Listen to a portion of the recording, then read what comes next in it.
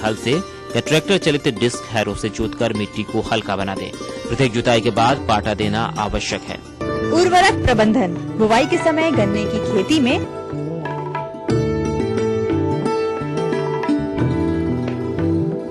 Zinc sulphate 25 kilogram प्रति hectare की जरूरत होती है। अतः बुवाई के समय नाइट्रोजन का 1/3 भाग, फास्फोरस एवं पोटाश व जिंक की पूरी मात्रा खेत तैयारी के समय ही प्रयोग करें। बीज का चुनाव तथा बीज की तैयारी। फसल की उपज बढ़ाने में स्वस्थ बीजों की बुआई का विशेष महत्व है। गन्ने की अच्छी उपज का आधार उत्तम बीज है। बुआई हेतु गन्ने के बीजों की आयु 10 से 12 माह की होनी चाहिए। बीज वावक गन्ने से लेना चाहिए जो कि स्वस्थ बीमारियों एवं कीड़ों से रहित हो। जहाँ तक संभव हो सके बीज अनुसंधान केंद्रों द्वारा स्थापित पौधशालाओं से ही प्राप्त करें।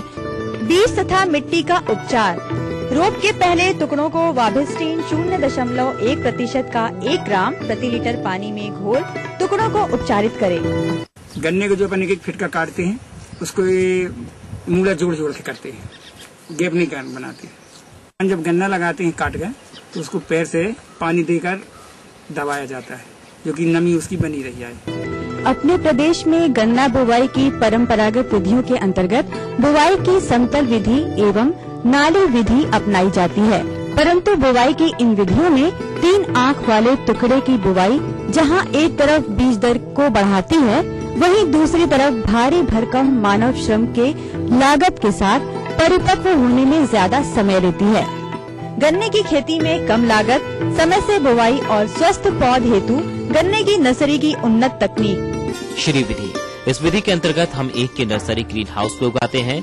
इसके तहत सबसे पहले बड काटने वाली मशीन से एक की 1 आंख वाली बड को काट लेते हैं। सिर्फ 60 से 80 किलोग्राम कुल्ली की एकड़ की जरूरत पड़ती है। तत्पश्चात काटी गई एक की आंख को हम प्लास्टिक की ट्रे में रख देते हैं और उसमें वर्मी कंपोस्ट या केचुआ खाद अथवा कोकोपीट का इस्तेमाल करते हैं। इसके उपरांत समय समय पर हम इसकी सिंचाई करते हैं। जब नर्सरी 4 सप्ताह की हो जाती है तब हम उसे मुख्य भूमि पर लगाते हैं। Poly bag. उन्नतशील जाति के बीज की कमी की स्थिति में पाली विधि भी बहुत कारगर है। इस विधि से प्रति हेक्टेयर 20 क्विंटल बीज की आवश्यकता होती है। पाली बैग विधि से गन्ना बुवाई करके अधिक पैदावार प्राप्त की जा सकती है। उन्नत बुआई विधियाँ। जोड़ी पंक्ति विधि। इस विधि में पंक्ति से पंक्ति 2 से 2.5 फीट रखते हैं तथा उसके उपरांत 4.5 फीट की एक चौड़ी पट्टी छोड़ते हैं। पंक्ति में 1 आंख वाली गुल्लियों की सीधी बुआई या चिप विधि द्वारा तैयार नर्सरी का रोपण करते हैं तथा सिंचाई की नई पद्धतियों अर्थात टपक विधि का प्रयोग करते हैं। किसान भाइयों, अब आइए बात करते हैं इस विधि से होने वाले लाभ की। इस विधि में कम अवधि वाली अंतरा सस्य फसलें लेकर अतिरिक्त आमदनी प्राप्त कर सकते हैं। रोगों एवं कीटों का प्रकोप कम होता है। चौड़ी पंक्ति विधि। इस विधि में पंक्ति से पंक्ति की दूरी 4 से 5 फीट रखते हैं तथा बुआई हेतु 1 या 2 आंख वाली गुल्लियों का प्रयोग करते हैं तथा पंक्तियों के बीच अंतरा सस्य फसलें लेते हैं और सिंचाई हेतु टपक पद्धति का प्रयोग करते हैं। जी, अपना जो पौधा लगाते हैं 20-25 दिन में लगाने के बाद दिखने लगता है, ऊपर आ जाता है माटी से। फिर इसके बाद ये पानी देते हैं अपन। पानी देने के बाद फिर इसको खाद देते हैं, ये बढ़ता जाता है। फिर अपन लीवर लगाकर इसका चारा छलाई कर देते हैं। फिर उसको 20-25 दिन बाद फिर खाद देते हैं 3 प्रकार की, तो पौधा बहुत जल्दी तैयार हो जाता है गर्मी पर। कार्यक्रम में अभी बाकी हैं कुछ और रोचक जानकारियां, लेकिन उससे पहले लेते हैं एक छोटा सा विराम।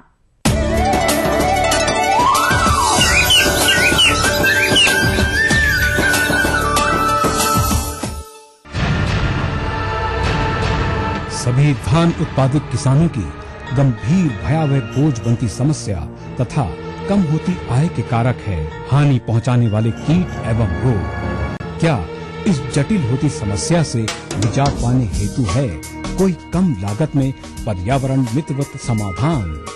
जी हाँ, ईटीवी अन्नदाता आपके सामने प्रस्तुत करता है धान में समेकित नाशी जीव प्रबंधन VCD के रूप में। VCD के लिए संपर्क करें अन्नदाता, रामोजी फिल्म सिटी, हैदराबाद।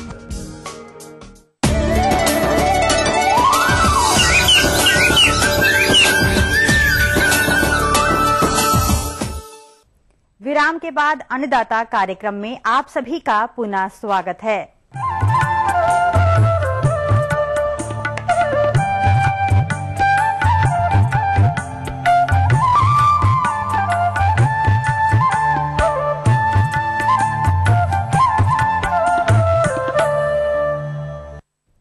किसान भाइयों, कुछ सब्जियां ऐसी होती हैं जिनकी खेती वर्ष भर की जाती है, जिसमें बैगन का महत्वपूर्ण स्थान है। प्रदेश में बहुत से कृषकों ने मार्च माह के प्रथम सप्ताह में इस फसल की रोपाई की होगी, जो कि अभी बढ़वार की अवस्थाओं में है। किसान भाइयों, इस समय फसल में कुछ प्रमुख कर्षण क्रियाएं जैसे खरपतवार नियंत्रण, सिंचाई, उर्वरक प्रबंधन आदि के साथ साथ पौध सुरक्षा उपायों को भी अपनाना नितांत आवश्यक है, क्योंकि इनके अभाव में फसल में खरपतवारों की अधिकता हो जाएगी। साथ ही सिंचाई व उर्वरक प्रबंधन सही नहीं करने पर पौधों की वृद्धि व विकास पर विपरीत प्रभाव पड़ता है और पौधों पर विभिन्न प्रकार के कीट रोगों का प्रकोप हो जाता है। फलस्वरूप किसानों को फसल से आर्थिक नुकसान उठाना पड़ता है। परंतु यदि आप इन सभी प्रबंधनों को सही समय पर अपनाएं तो आप भी इस फसल से अच्छा उत्पादन प्राप्त कर सकते हैं। इसी संदर्भ में आज आपको अपने अनुभवों को बता रहे हैं एक प्रगतिशील कृषक धनराज सुमन। बैंगन लंबे समय की फसल है और काफी चल जाती है। मैंने तो लगा दी है अभी और मैं तो इसको 5-6 महीने बेच के और खेत खाली कर देता हूँ और मैं तो दूसरी फसल लगाता हूँ। फिर बैंगन अभी 20 दिन के हो गए और अपन को अच्छी फसल लेने के लिए मैं 1-2 दिन में निंदाई करवा रहा हूँ। तो अपने निंदाई करवाने से फायदा होता है, जैसे उसमें खपतवार होती है वो भी निकल जाती है पूरी और उसमें जड़ के भी हवा लग जाती है और थोड़ी जड़ को भी बड़े ताकत मिल जाती है। अगर नहीं निंदाएंगे तो उसमें मात्र भी पनपेंगे कि गंडार कीड़े सब उसके अंदर आ जाएंगे। जैसे मैं पहले गुड़ाई 20 दिन में करता हूँ और जो दूसरी नंबर आता है निंदाई का तो उसको 35 दिन के अंदर करता हूँ। उससे होता है जो जड़ रहेगी उसमें खपतवार की वो भी निकल जाती है और बड़े पौधे को फिर हवा मिल जाती है। और नींदने के बाद में जैसे वो गार रहती है ना उसकी डोली पे, तो डोली पे पाउडर से उसमें चढ़ा देता हूँ तो जड़ को गार मिल जाती है, तो जड़ उगाड़ी नहीं रहती। तो उससे क्या पानी का विकास भी हो जाता है, बड़ा पानी निकल जाता है। अगर पानी भरा रहेगा तो बैंगन अपने मुरझा जाएंगे, पानी से जड़ गड़ जाएगी और उससे फायदा होता है। जैसे हवा चलेगी अपने तो गार चढ़ाने के बाद मिट्टी चढ़ाने के बाद वो पौधा भी नहीं पड़ेगा। जैसे अपने 2 बार गुड़ाई कर दी तो उसके बाद में अपन की गुड़ाई हो नहीं पाती, पौधा बड़ा हो जाता है। जो अपन को खपतवार दिखते हैं उसको हाथ से पाल लेना चाहिए। तो उससे क्या होता है, जैसे अपना गंडार होती है, जितने भी कीड़े होते हैं, मकोड़े होते हैं, वो सब निकल जाते हैं बाहर। और खाद और टाइम से डालना चाहिए। जैसे मान लो अपन अगर टाइम पे नहीं डालेंगे तो पौधे की पैदावार भी नहीं होगी और आगे जाके उसमें फल अच्छा भी नहीं आएगा। मैंने बैंगन लगाने के पहले खेत तैयार करा तो उसमें 20 किलो बीघा का DAP डाल के और बैंगन की अच्छी तरीके से रोपाई कर दी। किसान भाइयों, ये तो हुई इस किसान के अनुभव। इसके अतिरिक्त खेत की तैयारी के समय ही 150 क्विंटल सड़ी गोबर की खाद, 40 किलोग्राम नाइट्रोजन, 80 किलोग्राम फास्फोरस और 60 किलोग्राम पोटाश अंतिम जुताई के समय खेत में मिला दें। मैं पहले निंदाई गुड़ाई करवा रहा हूँ तो उसको जैसे निंदाई कराने के बाद 2-4 दिन उसको तपा के बढ़िया और जो अपने उसमें खुराक दे रहा हूँ तो 20 किलो तो यूरिया ले रहा हूँ 1 बीघे के लिए और 2 किलो जिंक और 1 गुना सल्फर आता है, उनको सबको मिश्रण करके और डाल के और पानी पिला देता हूँ। मैं दूसरी खुराक जब मान लो खेत में अलग अलग फसल मुझे दिखने लग जाएंगे तो 20 किलो यूरिया बीघे के वो डाल दूंगा मैं। उसके बाद कोई खुराक नहीं देता हूँ। फिर मेरे खेत में मैं 40 किलो यूरिया डालता हूँ और वो भी 2 बार में डालता हूँ।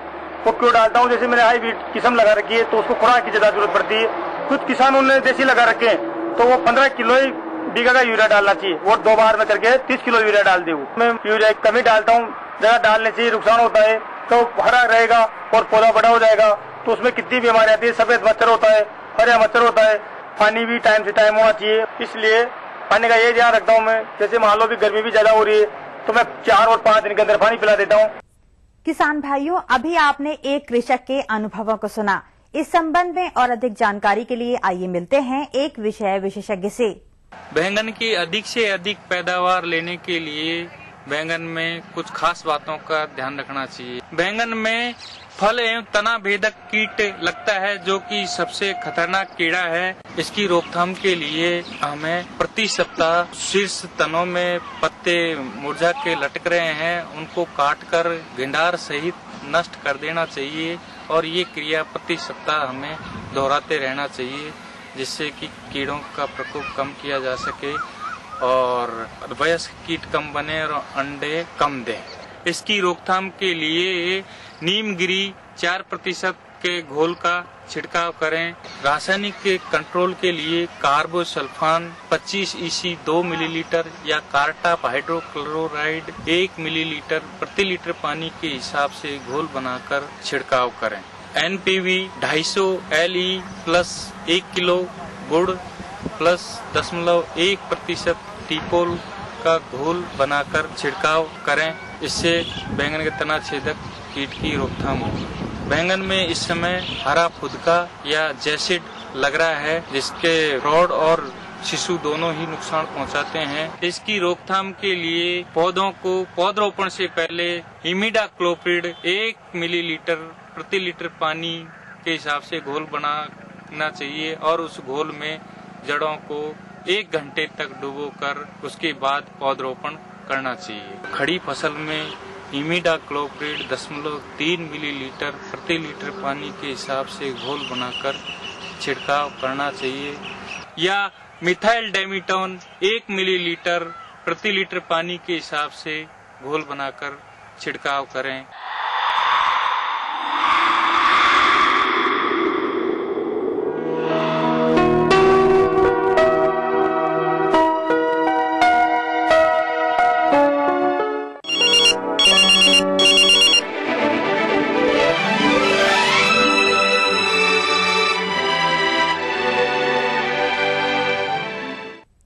अब समय हो गया है आपके प्रश्नों के जवाब का।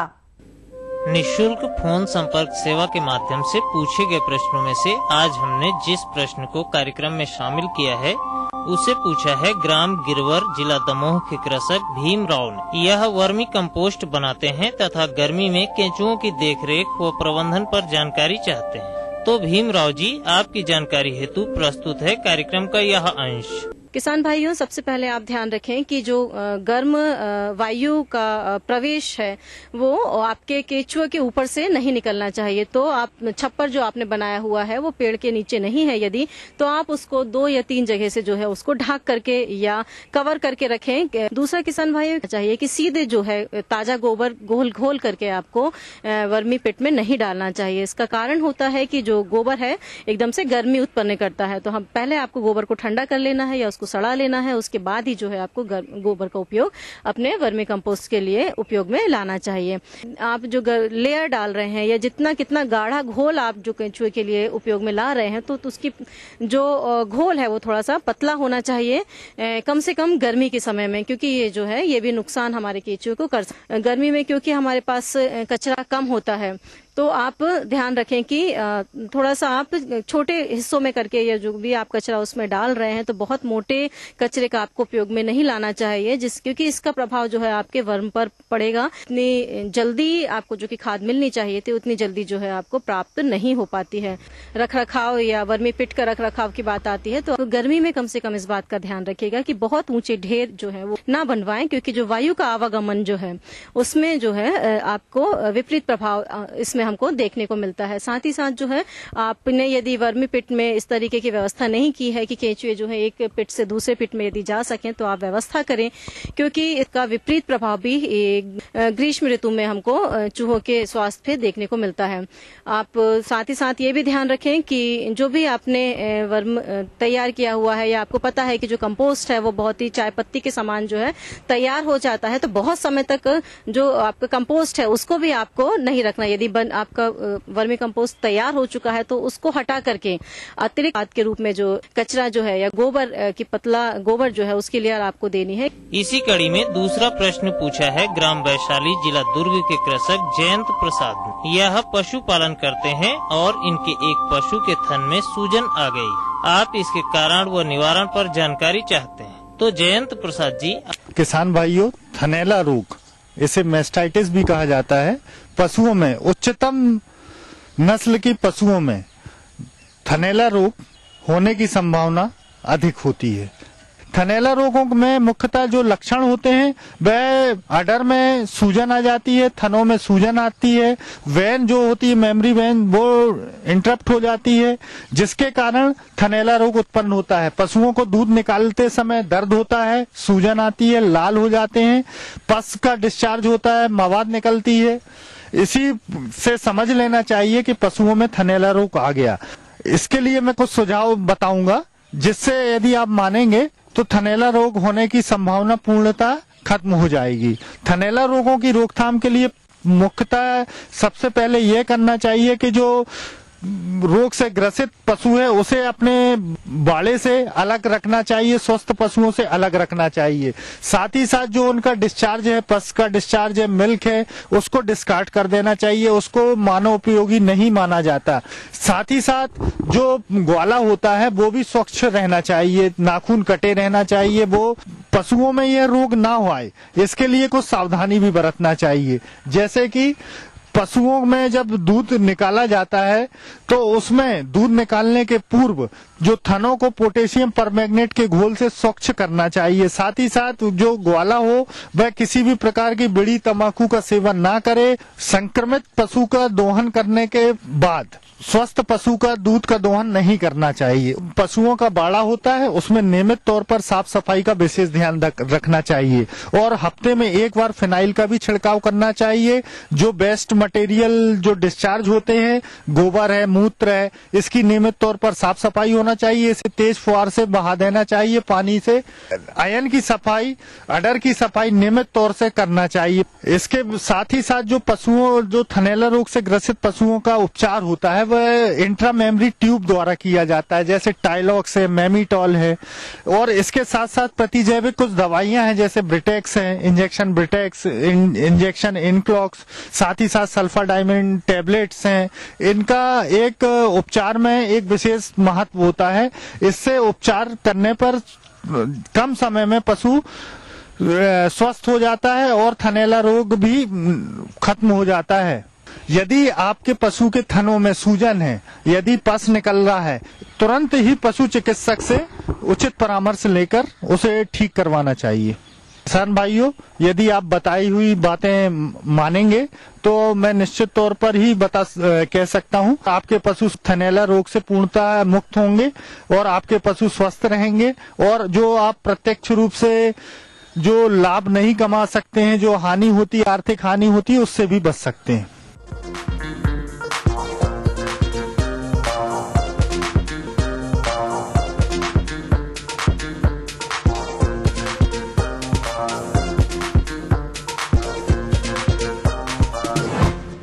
आइए जानते हैं राज्य की विभिन्न मंडियों के भाव।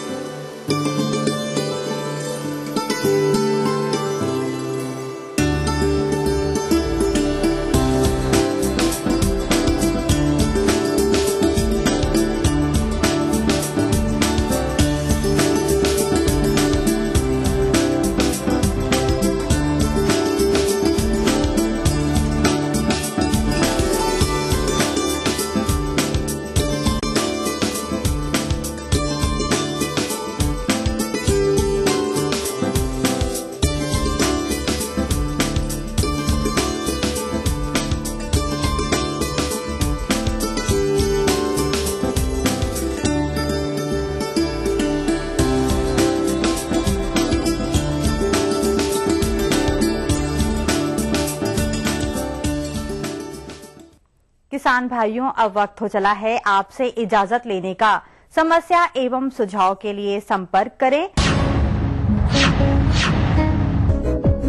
प्रोड्यूसर अन्नदाता ETV Madhya Pradesh Chhattisgarh, Ramoji film city Hyderabad 501512 एवं ईमेल है annadatamp@etv.co.in एवं निःशुल्क नंबर है 180042544085।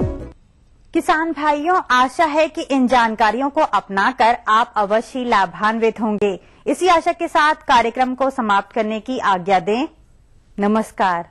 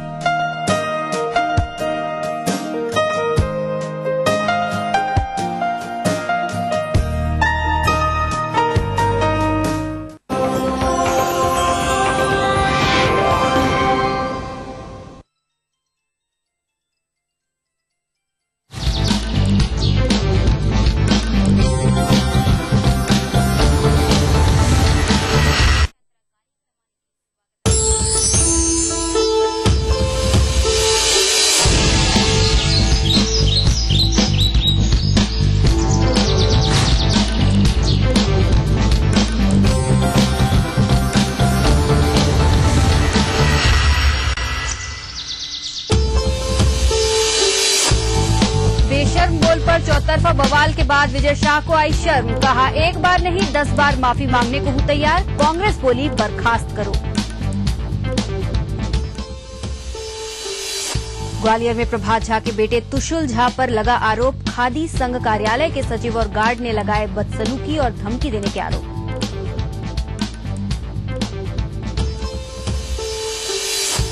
मंडला में परिवर्तन यात्रा के दौरान भाजपा पर भड़के कांतिलाल भूरिया, भाजपा सरकार को बताया भ्रष्टाचार की जननी।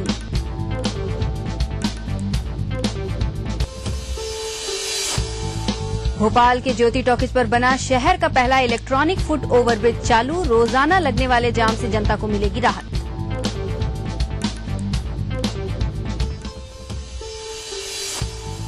और गुजरात से मध्य प्रदेश भेजे जाएंगे बब्बर शेर, सुप्रीम कोर्ट ने सुनाया फैसला, दिया उच्च स्तरीय कमेटी बनाने का आदेश। कमेटी करेगी महीने में जांच।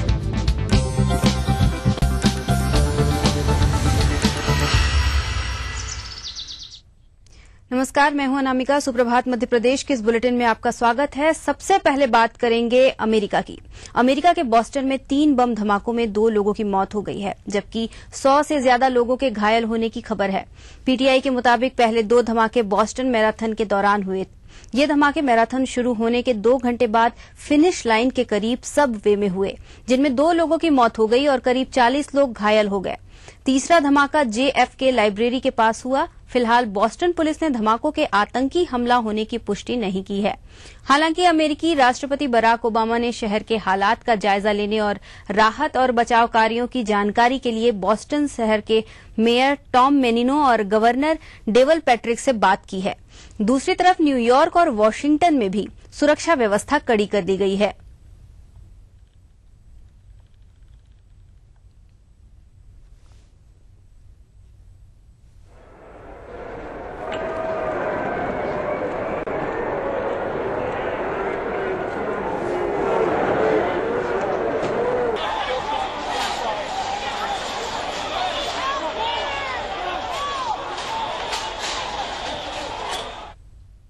बात करेंगे झाबुआ की। झाबुआ में बेतुके बोल पर मचे बवाल के बाद आखिरकार आदिम जाति कल्याण मंत्री विजय शाह ने माफी मांग ली है। विजय शाह ने कहा कि वो बहुत शर्मिंदा हैं और माफी मांगते हैं। शाह ने सफाई देते हुए कहा कि झाबुआ को लेकर वे उत्साहित रहते हैं, इसलिए उत्साह में उनके मुंह से इस तरह की बातें निकली। भाभी जी को लेके हमारे मैडम सीएम को, मैंने कहा भाभी जी चलो अपन आते हैं। बोले कहा ले जा रहा? अरे मैंने कहा कभी कभी हमारे साथ भी चला करो, भाई साहब के साथ तो रोज जाते हो, कभी देवरों के साथ भी चलो। मैंने भाभी जी की तरफ देखा, मैं क्या बोलती भाभी क्या बोलती? बोले बस्ता। मैंने कहा तुम्हारा बाबा भैया?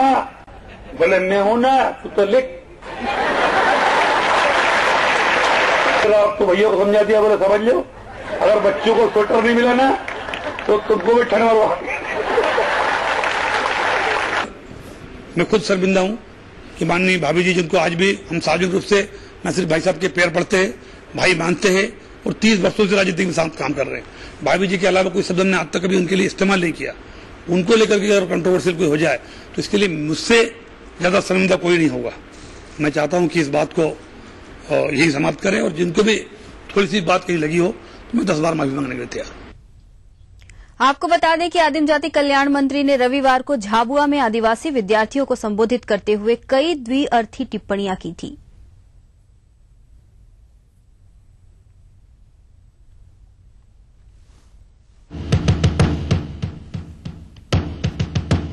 जिले की भाजपा की अध्यक्ष और हमारे पूर्व मंत्री बहन निर्मला भूरिया जी, और एक निर्मला भूरिया नहीं है, 2 निर्मला भूरिया। जब मैं गाड़ी में बैठा तो मैंने कहा निर्मला जी भूरिया जी, आपके बाजू में जो बहन जी उनका नाम क्या है? तो उन्होंने बताया निर्मला भूरिया। मैंने कहा उनका नहीं पूछ रहा हूं, आपका पूछ रहा हूं। बोले मैं भी उनका ही बता रही हूं, अपना नहीं बता रही हूं। तो तब मुझे मालूम पड़ा कि झाबुआ जिले में एक के साथ एक फ्री।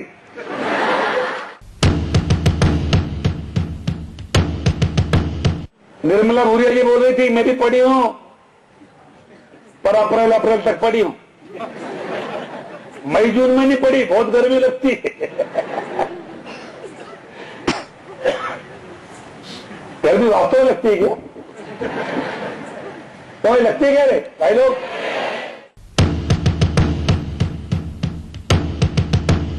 अच्छा, निर्मला बहन जी अगर नहीं मुस्कुराएगी तो शिक्षा परिसर कैंसिल। अभी निर्मला बहन दूसरी बारी नाराज है, बोले क्यों? छोटी को दे रहे हैं, बड़ी ने क्या बिगाड़ा? मैंने बोला बड़ी को बड़े वाला देगा, 20 तारीख को आ रहा है भाई, शिवराज जी आ रहा है, तो भाई अपना अपना हिसाब से दो। अपन छोटा आदमी छोटी को दे दी, आप बड़े आदमी बड़े हो गएगा।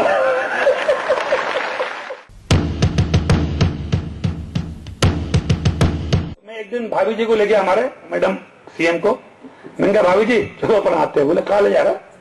अरे मैंने कहा कभी कभी हमारे साथ भी चला करो, भाई साहब के साथ तो रोज जाते हो, कभी देवरों के साथ भी चलो। मैंने भाभी जी की तरफ देखा, मैं क्या बोलती भाभी क्या बोलती? बोले बस्ता। मैंने कहा तुम्हारा बाबा भैया? बोले मैं हूं ना, तू तो लिख।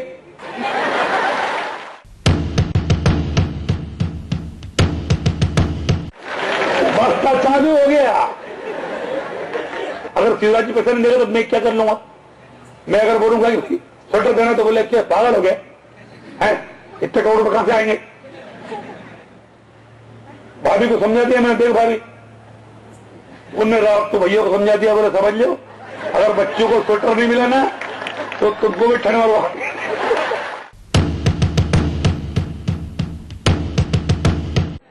दो टी शर्ट दिलाओ और वो नीचे वाला क्या बोलते हैं उसको, पजामा टाइप का, वो दिलाओ। क्या बोलते हो नीचे वाले को? हाँ वही। तो हम देहाती आदमी यार जानता नहीं, लोअर मतलब नीचे होता ना। इधर विधानसभा में नेता प्रतिपक्ष अजय सिंह ने विजय शाह पर शराब के नशे में ऐसी टिप्पणी करने का आरोप लगाया। साथ ही सीएम से उन्हें बर्खास्त करने की मांग भी की। वीडियोग्राफी देखी हो तो मैं दावे के साथ कहता हूं कि वो शराब पिए हुए थे। मंत्रिमंडल का सदस्य होने के साथ साथ सार्वजनिक मंच में शराब पीकर जाना ये भारतीय जनता पार्टी की संस्कृति बताती है। और उसके बाद जो पार्टी महिला के सम्मान की बात करती है, उनके रक्षा की बात करती हो और उनका इस तरह का चरित्र उनकी बातों से निकला, इससे साफ उजागर है कि इनकी दोहरी नीति जो कही जाती है वो हरदम साबित हो गई। शिवराज सिंह जी को तत्काल विजय शाह को मंत्रिमंडल से निकाल देना चाहिए, बर्खास्त कर देना। बात करेंगे कुछ और खबरों की। हाल ही में भाजपा के राष्ट्रीय उपाध्यक्ष बनाए गए प्रभात झा के बेटे पर अपने पड़ोसी को डराने धमकाने का आरोप लगा है। झा के बेटे तुशुल झा पर आरोप है कि उन्होंने ग्वालियर के जीवाजीगंज स्थित मध्य भारत खादी संघ कार्यालय परिसर में गाड़ी पार्किंग करने के दौरान सुरक्षा गार्ड हरि किशन सिंह और संघ के सचिव से बदसलूकी की है। बताया जा रहा है कि तुशुल ने गार्ड को देख लेने की धमकी दी और अपशब्दों का भी इस्तेमाल किया। गार्ड ने इसकी लिखित शिकायत अपने वरिष्ठ अधिकारियों को की है, जो विभागीय स्तर पर पुलिस को भेजी जाएगी। हालांकि फिलहाल मामले की शिकायत जनकगंज थाने में नहीं की गई है। गौरतलब है कि प्रभात झा का घर जीवाजीगंज में मध्य भारत खादी संघ कार्यालय के पास है, अशोका अपार्टमेंट में है। हालांकि इस संबंध में फिलहाल जांच होना बाकी है और आरोपी की ओर से भी कोई प्रतिक्रिया नहीं मिल सकी है। झा जी के लड़के अपनी बड़ी वाली गाड़ी लेकर आए और उन्होंने हॉर्न बजाया 2 बार। इस समय मैं अपने टेलीफोन पर मंत्री साहब से बात कर रहा था। वो गाड़ी से निकल करके उतर करके बोले क्यों गेट क्यों नहीं खुलता। इसके बाद वो गाड़ी मेन गेट पर रख करके और घर चले गए। कहने लगे कि यहाँ से कोई गाड़ी ना अंदर आएगी ना बाहर जाएगी।